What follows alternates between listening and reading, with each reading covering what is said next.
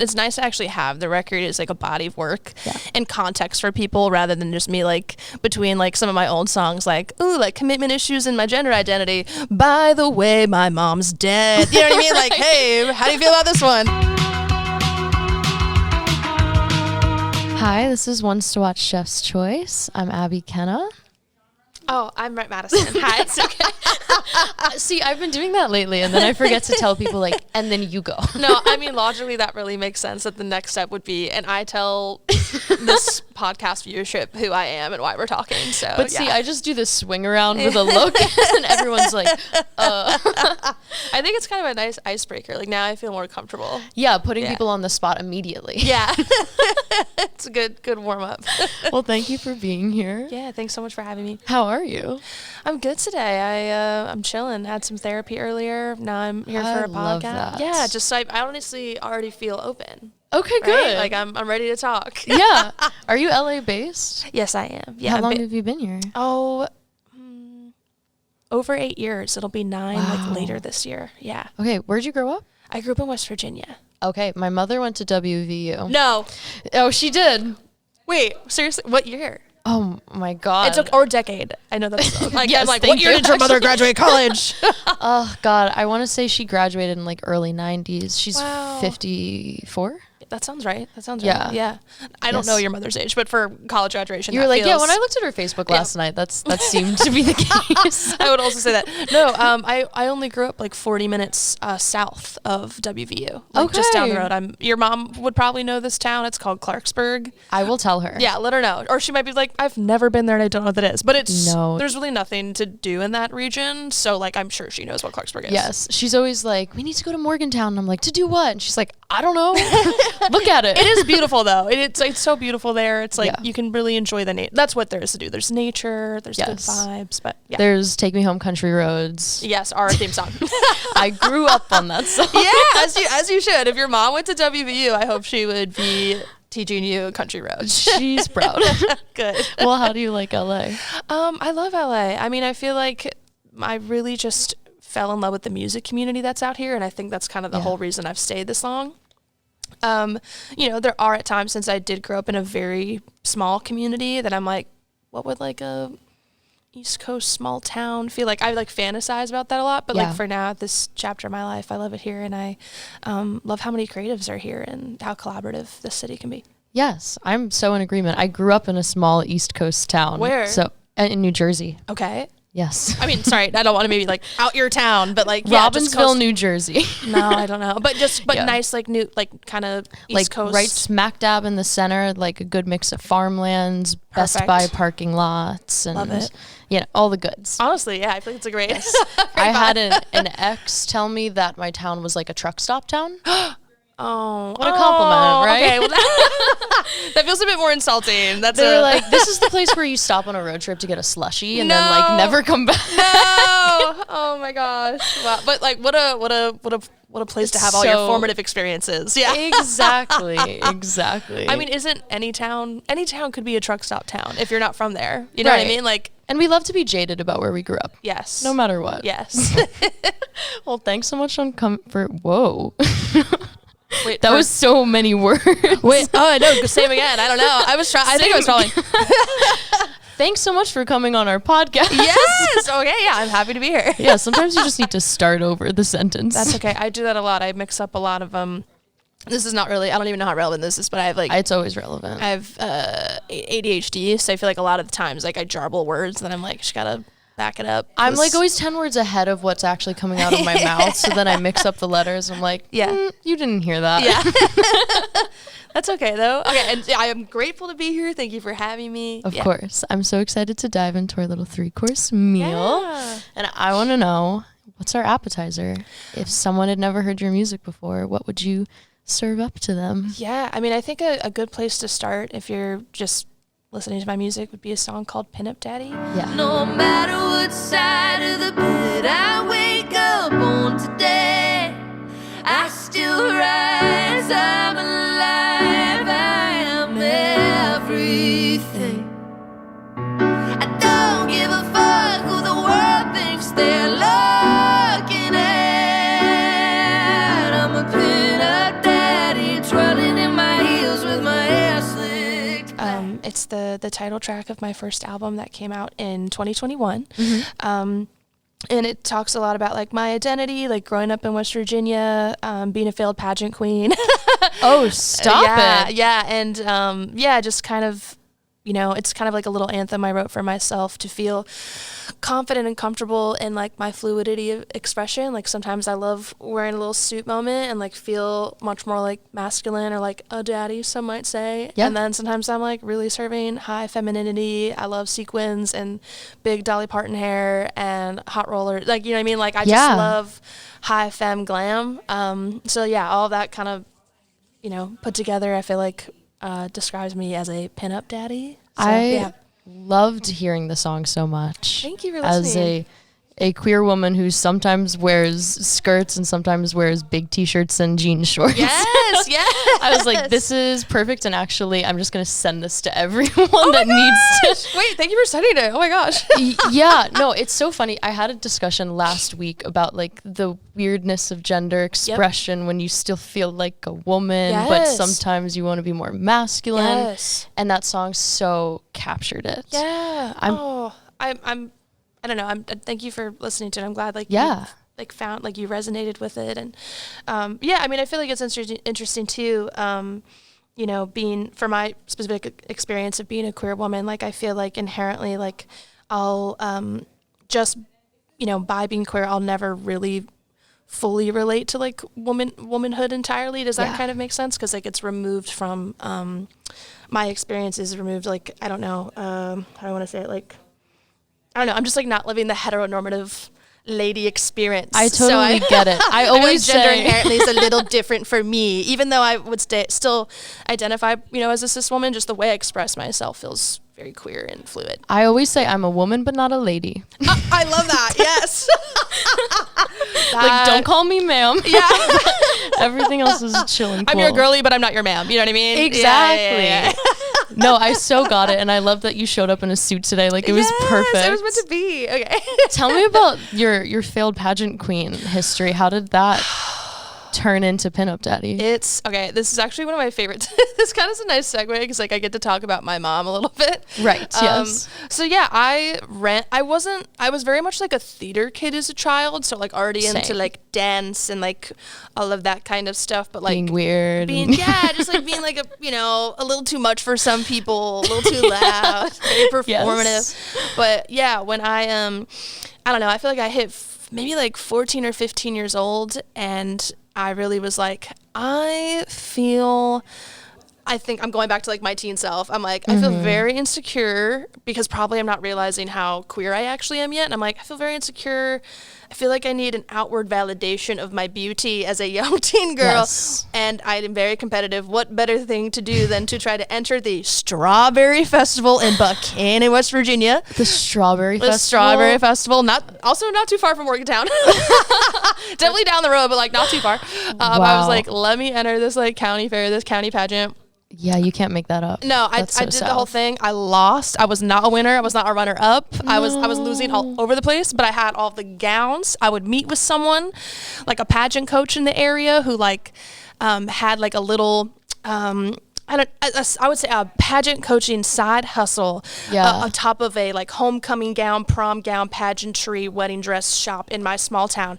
And they would make me practice walking for pageants like on a line of duct tape above this dress shop. And it was this whole thing. This is how it relates to my mom. This person was an adult and had me like sign, at the time he had me like sign a contract, saying if I quit pageants, before I think like a year or something, I would like have to pay him like $100. Wow. And it wasn't I actually like, it was not like a legally binding agreement. I'm pretty sure like just printed from somebody's home office computer and was like, you're 15, sign this. Like, I don't even know that. Yeah. I don't even know my signature of anything. But anyway, I lost my first pageant. I was like, I'm absolutely a quitter. I'm not doing this. If I don't win, I'm quitting. Like, sorry. I wanted you to tell me I was pretty. Yeah, I wanted to win a trophy for being cute. None of you thought so. I'm moving on. Right. I'm not wanted here. So I went back to it and I was like, nah, I don't think pageants are for me. Like, it's not really my thing. And he was like, well, don't forget about the contract you signed. And I was like, oh no. And he was like, if you want to get out of this, you need to pay me $100, and you need to give $100 to my boyfriend who works at Taco Bell. And you said, right on. And I said, okay, let me ask my mom. Let me get permission real quick. Let me get permission. I was like, Mom, I broke the pageant contract. I have to give his boyfriend $100 to Taco Bell so I can be done with it. And she was like, am I allowed to cuss on this podcast? Absolutely. Okay, because that's my mom cuss all the time. I do too, but my mom really. She was like, we're not paying him a fucking $100 for anything. Like, that's fucking ridiculous. And I was like pissed. And then like she happened to Google this person, and he had done some time, which like, no shame. Like, no shame at all. I have relatives who have done time as well, like West Virginia, like what up? So like, but my mom also was like, okay, we're not going to mess around with him. Like, we're going to give him his $100. Like, he means business. So she got $100 in cash, drove me to the Taco Bell, and I just shamefully like walked in, gave his boyfriend $100, was like, I'm sorry, I broke the contract, and like left. And that was the entirety of my pageant career. And a nice, fun story about my mom. Yes. And that turned you into the pinup daddy that you are today. Yes. Wow, that is such an interesting story to then go back and listen to the song and think about. I know, like, so much additional context, like, you don't really need, but to be like, No, okay, she's a failed pageant queen, didn't really work out for her, somehow got in a weird scam where she, like, gave $100 to, like, a man's boyfriend in a Taco Bell, like, almost 15 years ago. How old am I now? 10? I don't know. Yeah. 10, no, at least. I'm about to be 27. I'm like, how many years would that have been? Like, 10, 12? Yeah. Oh, my God. Anyway, I'm rambling now, but that's that story, yeah. No, it's such like a quintessential like story of leaning too far into femininity that then resulted in you being more masculine as an adult. Yeah, wait, yes, exactly.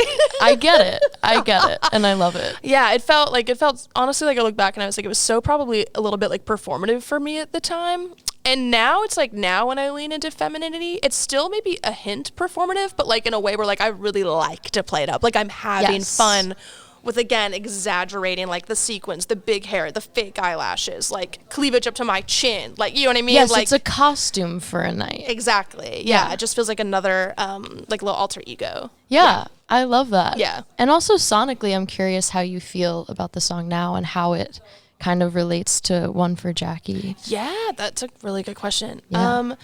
Sonically, I still feel good about it. I'm still digging it. I like to sing it live. That still feels real for me. I'm like, that feels authentic. So like playing this. Yeah. And yeah, I mean, like I feel like there's a little bridge between that and One for Jackie. I mean, like honestly, I would say with like probably not to get ahead of ourselves, but like I would say it kind of has more of like an alt-Americana rock vibe. And the next song I wanted to talk about is called Flea Market from One for Jackie. And I feel like if I had like a compilation album of all 2 of my records, which I don't know if you can have a compilation album of 2 albums, but the best of, the best of all 2 records. I think I could pair Pin of Daddy and Flea Market together pretty well in like a sonic universe. I'm so pathetic, I almost bought the ugliest shirt I ever saw, 'cause you would have loved it, you would have wanted singing along to Little Red Corvette. Yeah, I mean, well, let's just go for it then. Our entree is totally Flea Market. Yeah.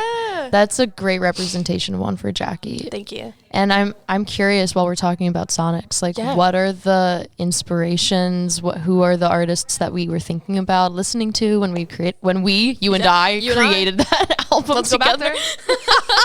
My co-writer. I mean, a lot of the artists I feel like I drew inspiration from for the second record were just artists that my mom really adored and loved, and my mom's music taste influenced me so heavily as a kid, and she just happened to have a great music taste that I still like as an adult. So I was looking towards artists that she loved, like for this album, like Stevie Nicks or Fleetwood Mac or Bruce Springsteen or Prince. Like I was looking in those areas to try to have some influences hopefully trickle through in the arrangements on this record. But it's also just like a bunch of artists that I already love now as an adult anyway. So it's like a tribute to my mom in that way, but also like, Mom, I love your music taste. Like, doesn't feel like I'm trying to pull from what she would have like loved in an inauthentic way, if that right, makes because sense. it's already a part of you. Yeah, it's already for me. We are so our mother's music tastes. Yes, I absolutely. got my taste for pop punk from my mother, which is really unfortunate. Wait, but no, she did that. Wait, well, which ones? Oh God, she raised me on like the Somerset and Good Charlotte Cool. and Forever the Sickest Kids. I honestly I dig your mom. I think that's really fun. She's great. She's good. She's got the West Virginia in her. Yeah, literally, yeah.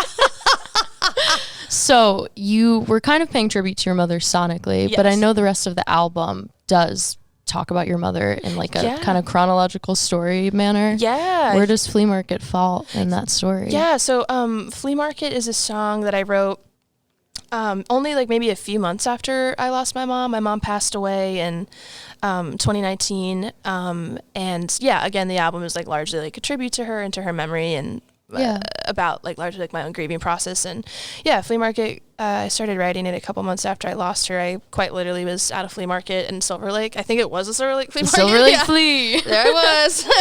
It's like the one in a parking lot, right? Like, I mean, a lot of flea markets are in a parking lot. No, somewhere. I'm picturing it in my head, all of the indie boys selling me graphic tees. Yes, you could see it. And I was standing there and I saw this booth just with like the most hideous, like really ugly shirt. And it was like of course. It just honestly, it was so ugly. It was really ugly. And it was this leopard print shirt that I personally would never wear. Yeah. But I immediately, like, I looked at it and I was like, damn, that's really ugly. And then, like, my second thought was like, my mom would have loved that shirt and she would have looked amazing in that shirt. And then I just started crying because I was like, oh, I can't like take a picture of this and like text it to my mom or like buy it for my mom or like see her like really like work some leopard print fabric with like big black sunglasses and like chain smoking a Marlboro Red. Like she really like what gets an it, image. You know? No, I know, right? Like that was her vibe.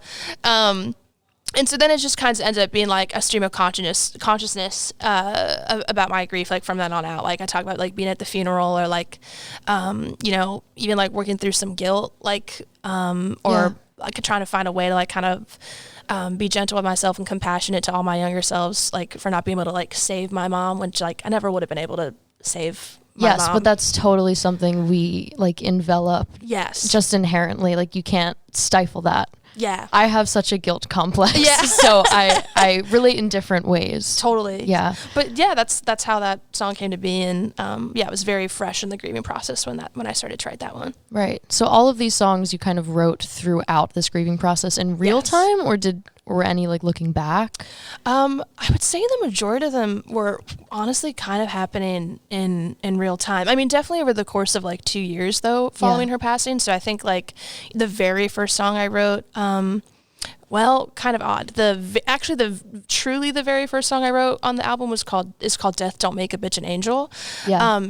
And this is gonna kind of sound wild, but I wrote it only like maybe a couple weeks before my mom passed on. Can we save ourselves from each other? Mother like father like daughter.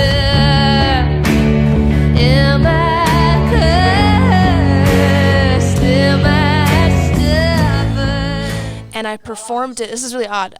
Coincidentally, there is a verse in there speaking about me having a dream of her passing and the way she passes and stuff. And this is weird. I was performing that song without obviously knowing for the first time at like a tiny little writer's night, the same night my mom passed away, which is like really odd. So that technically is the first song that I wrote, but everything else, like Jacqueline, the song that starts the album, that was maybe only like a few weeks after I lost my mom and was in real time just processing my grief for her and all of my feelings. So everything else kind of just happens.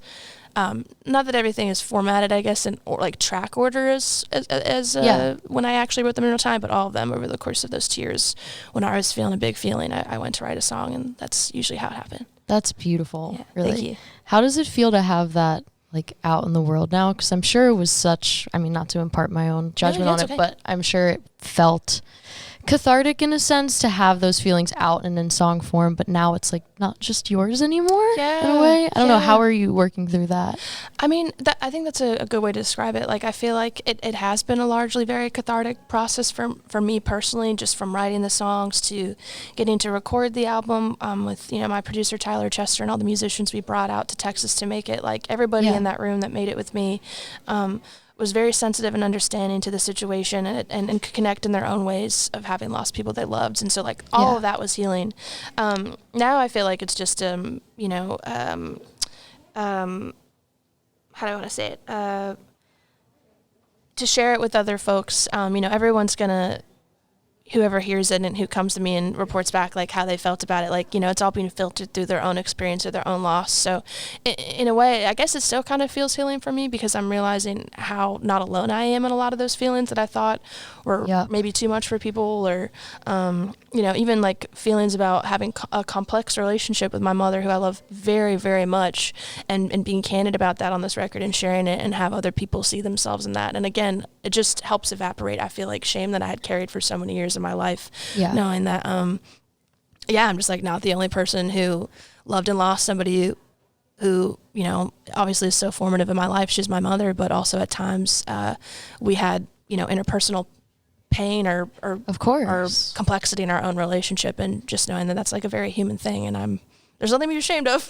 No, there's not. I mean, I don't know. Someone has to be the first one to say it for anyone to be able to relate to it. Totally. And it's such a weird thing to put out in the world that like, we all love our parents and our mothers, but it's also hard to be a child. Yeah, it is. Yeah. So I don't know. I felt so many feelings listening to that album. I literally cried to it at my desk this morning. I'll be so real. Oh, wow.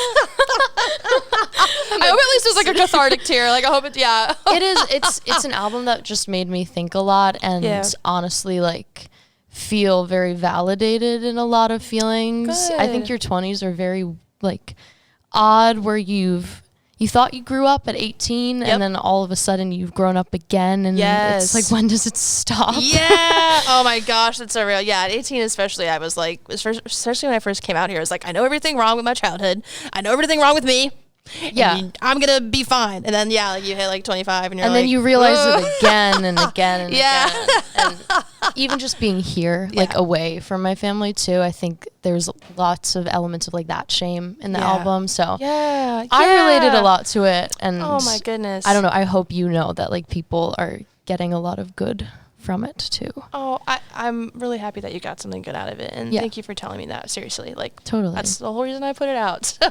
And you were talking about, you made it in Texas. Was this with a specific producer, group of songwriters? How did that come about? I brought the songs to the producer Tyler Chester, who made this record with me. Awesome. And he has a fantastic relationship and history with this studio down in Texas called Sonic Ranch. Okay. And it's this beautiful place. Like it's like on a pecan farm, and like all the musicians, it's amazing. Like you just like, you leave the studio and you can like walk through like pecan trees and stuff. You're like, what? I don't know why I didn't know they grew on trees. I didn't either. I think they grow on trees. I'm like going back in my memory. I'm like, do they grow on trees? Were those bushes or trees? Pretty sure they were trees. We'll fact check. They were tall, so I'm going with tree.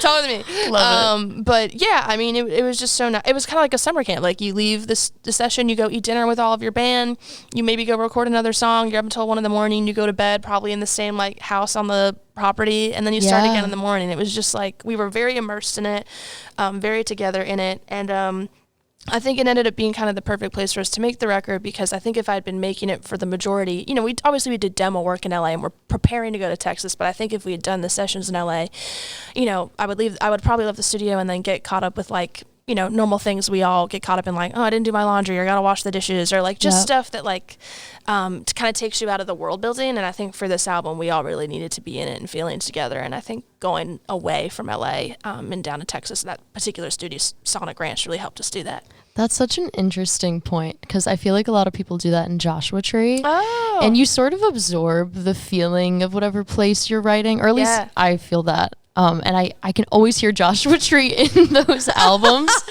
And Texas sounds so much cozier. Yeah. Like you're on a little farm. Yeah. I mean, it was like, pecan trees, like real beautiful down there. And there's like, I think some kind of like water tower that's also near or on the property. I can't remember who owns the property is on, but after like some of the sessions, we'd like go, drive out to wherever the water tower was. I'm afraid of heights, so I wasn't climbing nothing. But the guys like climb up there, like have a drink, like watch the sunset. It was really cool. On the water tower? They're brave. I was like, couldn't be me. I was like, literally, I'm never getting on a ladder. Like, don't even try it. I'm pretty sure I didn't get up there unless I blacked it out, and I did.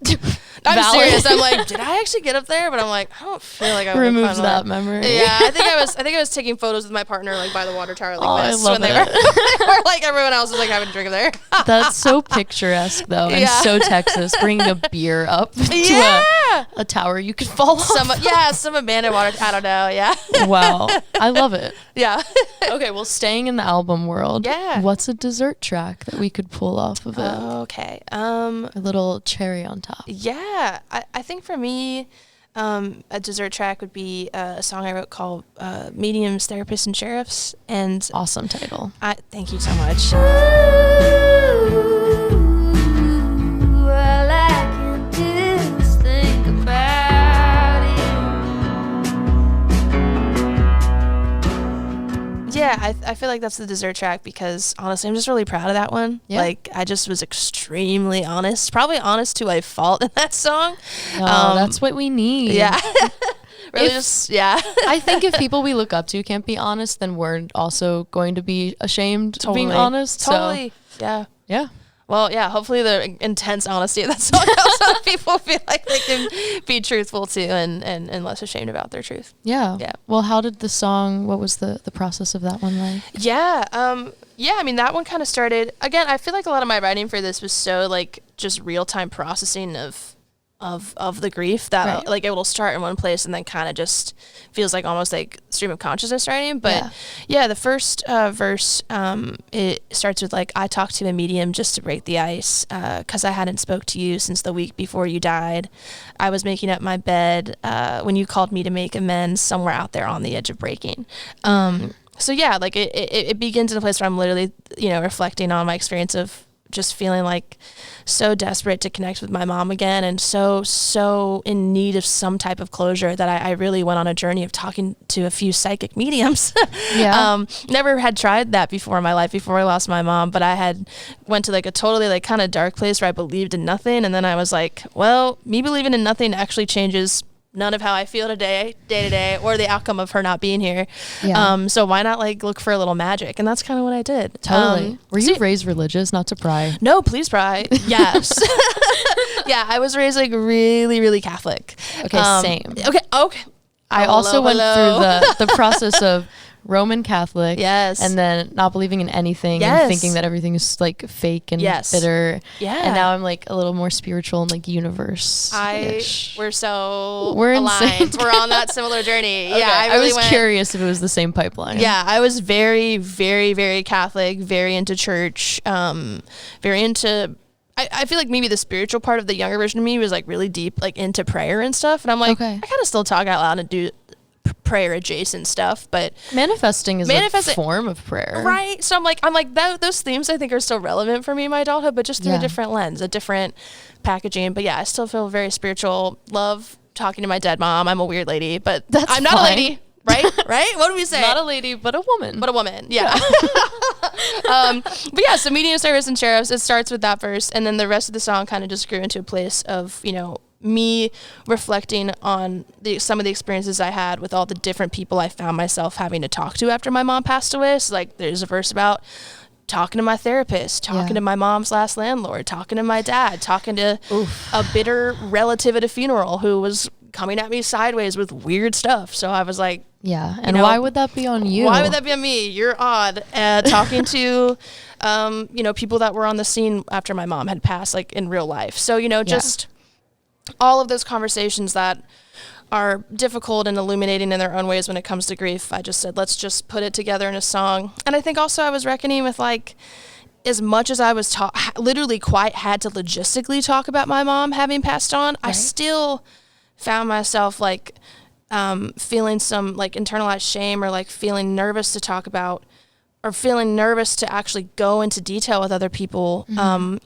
When I first lost her, because I felt like it was so burdensome to talk about how my mom passed, that she passed by suicide, because it's heavy. It's not like, it's a complicated, all grief is tough and complicated, but when you lose someone to suicide, there's so many other layers that are happening. And I luckily did have people that I love who were friends very close to me who held space for me, but it felt quite difficult. And so that's why the chorus is like, who wants to talk about that? Because it's, right. It's tough, but meanwhile, even though you're bearing a burden you didn't choose to have, you're still choosing to not put it on other people. Totally. Which is like the shame and the guilt and just showing you're a good person and all of these things. Yeah. But that's such a specific but like universal thing to put into a song. Totally. And I'm really happy for everyone that can like hear a bit of themselves in that. It's nice to know you're not by yourself in that feeling. Yes, and that's really what I hope for. And I'm like, okay, I was uncomfortable talking about it first, but now I'll sing it. Oh, there goes the headphones. I'll sing it for everyone.